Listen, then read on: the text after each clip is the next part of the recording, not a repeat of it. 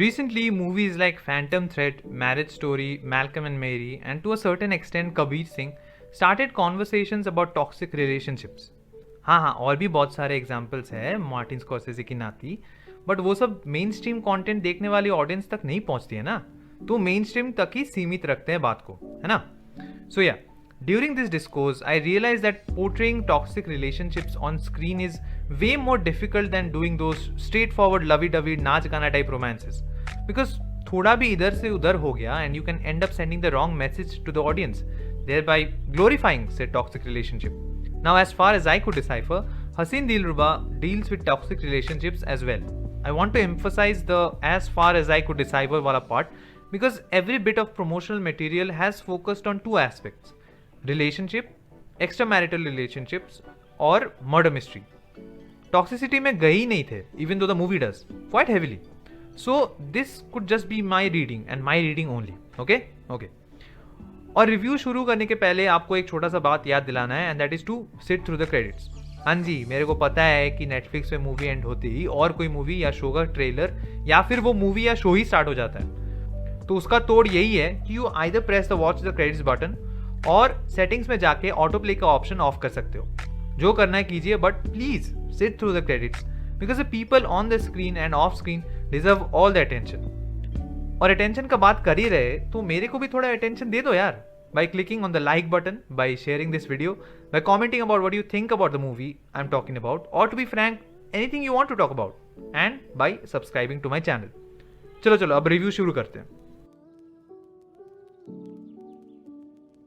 I'm using the word interesting here because it always leaves me confused. And maybe that's great. For example, Man Marziya had me fuming when I watched it for the first 2 times.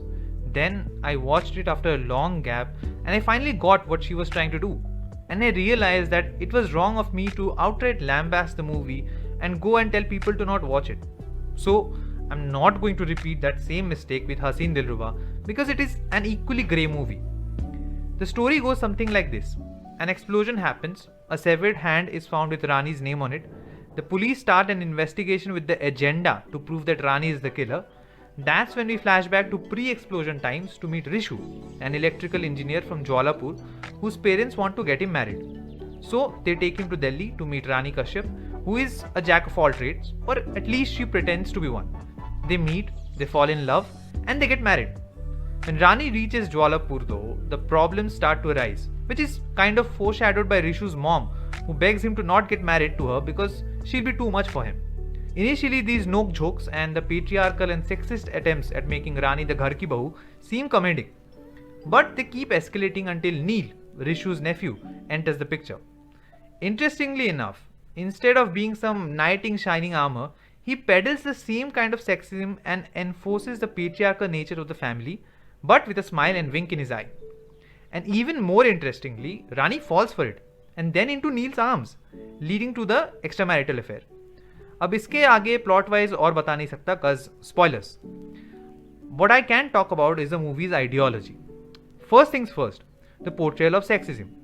It is shown that when it comes from the sass, a woman can push back. But when it comes from a hunk, you give in to it. Now, I'm not saying that the movie says that that's okay. It's clearly not. वो contrast दिखता है. However, I think it should have been addressed a little more explicitly, क्योंकि it would have exposed Rani's hypocrisies a little more clearly. That said, kudos for showing that the sexism doesn't just come from the sass. You know, it's usually portrayed in soap operas. It is also perpetuated by men who choose to stay silent or under the garb of physical attraction. Secondly, cheating. Call me old-fashioned, boomer, zoomer, whatever, but I think cheating is unforgivable. I hate movies that say it's okay, it's just a mistake, forgive and forget. Nah. If someone can cheat once, they can cheat again and again and again. A reminder though, that's just me. आपको जो सोचना है सोचिए. Coming back to the movie, it kind of says that it's not okay to cheat. Like that's very clear, very very clear. But then the characters are punished for it. But it is also hinted that that kind of punishment is not okay. But then the character who deserves the least amount of punishment is dealt with a bad hand. Pun absolutely intended. And then it all ends in a very romantic fashion. So yeah, I'm really confused in this field. Thirdly and finally, Between Manmarzia and Haseen Dilruba, I think that Kanika has made a good case for non-believers of the institution of marriage. पढ़ना ही नहीं है इस झमेले में, टट्टी चल रहा है जिंदगी, उसमें शादी का तड़का लगा के और क्यों टट्टी करना है? It's mentioned multiple times in the movie about how everything in the movie could have just been avoided by a simple no.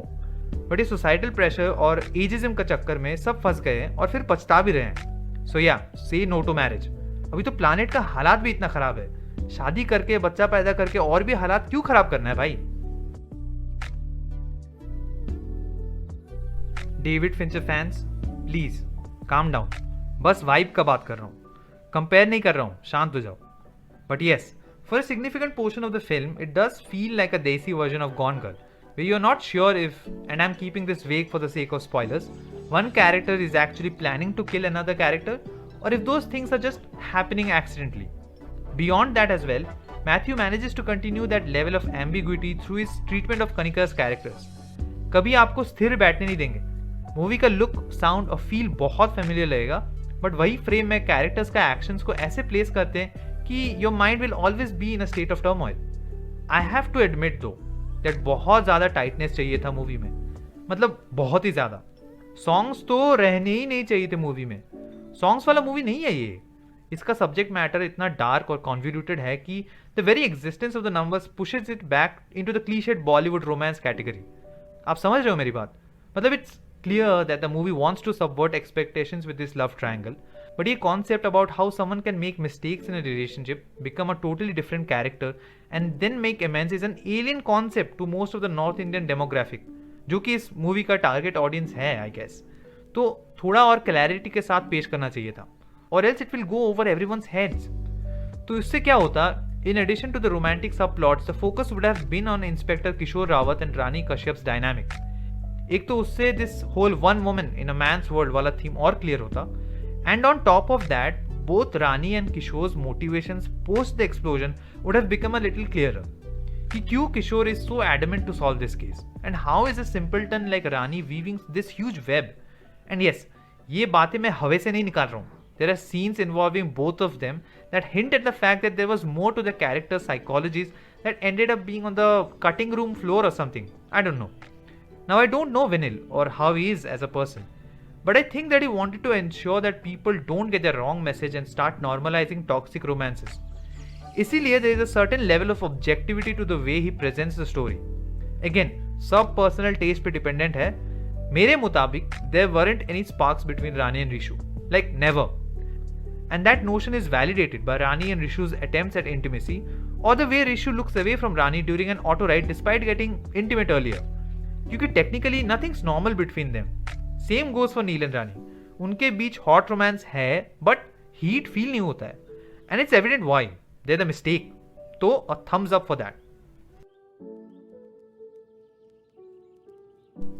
इतना एम्बिग्विटी का बात कर दिया है in terms of the writing and the direction, तो आपको तो समझ ही आ रहा होगा कि it must have been quite the task for the actors to pull it off. अब विक्रांत मसे को तो आदत है लुटेरे के टाइम से to play this apparently simple, nice, approachable kind of bland characters who have a dark side to them which is revealed when they are pushed to the edge. और सिर्फ मसे साहब ही वो ट्रांसफॉर्मेशन इतने एक्सेलेंटली दिखा सकते हैं. हाँ, मतलब हेयर एंड मेकअप डिपार्टमेंट का काम भी होता है, but the way he talks, the way he walks has an even bigger impact. Again, personally speaking only, Rishu's arc is incredibly tragic, largely because he's low-key unaware of the silliness of the things he's doing. मतलब, he's essentially playing a 70s, 80s का आशिक in a 2021 setting. Hence he's not मोहल्ले का लाडला, but मोहल्ले का loner, आला सुरिंदर सानी from रब ने बना दी जोड़ी. However, since he's keeping it so realistic, you cannot help but feel a little sad for him. Harshvardhan's Neil is completely on the opposite side of the spectrum. He is absolutely aware that his physicality is going to make girls and boys go weak in the knees, and that nobody around him is a match for him. I don't know about you, but आपको भी थोड़ा time लगेगा to see that Neil is actually a piece of shit. मतलब जल्दी पता लग गया तो बढ़िया, but the smoothness with which Harshvardhan does it makes it really difficult to figure out. वो basically femme fatale का मेल वर्जन है. क्या टर्म है उसके लिए? गूगल कर लो. Also kudos to the filmmakers for not depowering him.